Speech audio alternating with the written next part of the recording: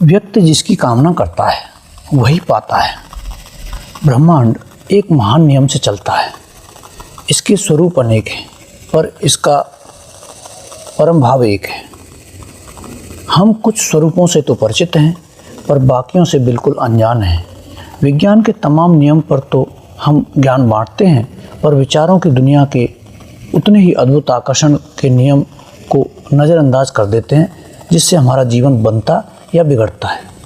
जब हम कुछ सोचते हैं तो एक कंपन पैदा होता है जो उतना ही वास्तविक होता है जितना प्रकाश, ताप, विद्युत या चुंबक का कंपन। यदि हमारी इंद्रियां उसे महसूस नहीं कर पाती हैं तो इसका मतलब यह नहीं है कि इनका अस्तित्व ही नहीं। प्रकाश या ताप का कंपन तो विचारों के आगे बहुत ही कमज़ोर है। अंतर केवल उनके वेग का होता है। जब हम उन तरंगों की उत्पत्ति और कार्यशैली के नियमों को समझ जाएंगे तब इनका भी वैसा ही इस्तेमाल अपने दैनिक जीवन में कर पाएंगे जैसा कि हम ऊर्जा के बाकी स्वरूपों का करते हैं। हर तरंग को मापने के लिए उसके अनुरूप उपकरण की ज़रूरत होती है। विचार तरंगों को समझने के लिए मानव मस्तिष्क ही एकमात्र उपकरण है। हर समय हर तीव्रता के लिए अलग अलग विचारों का आदान प्रदान करते हैं और उसी के अनुरूप हमें परिणाम भी मिलते हैं।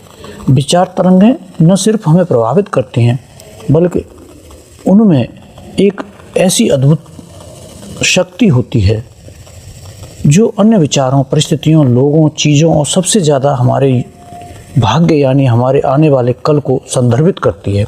हमारा भविष्य हमारे विचारों से बनता है। विचारों की दुनिया में समरूपी विचार एक दूसरे को आकर्षित करते हैं, यानी जैसा बोओगे वैसा ही काटोगे।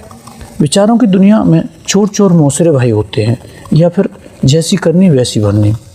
यदि कोई व्यक्ति प्रेम से भरा हुआ है तो उसे अपने आसपास सिर्फ प्रेम ही नज़र आता है। वहीं घृणा से भरे हुए व्यक्ति को घृणा ही मिलती है। यदि कोई व्यक्ति झगड़े के बारे में सोचता है तो उसकी किसी से झगड़ा होकर ही रहता है। अतः व्यक्ति वही पाता है जिसकी वो कामना करता है। विचारों का आकर्षण एक ऐसा विषय है जिस पर हमें गंभीरता से चिंतन करना चाहिए। जब आप अपने विचारों पर ध्यान देंगे तो आपको यह एहसास होगा कि इंसान जिन परिस्थितियों के लिए दूसरों को दोष देता है वास्तव में वह खुद उसके लिए जिम्मेदार है।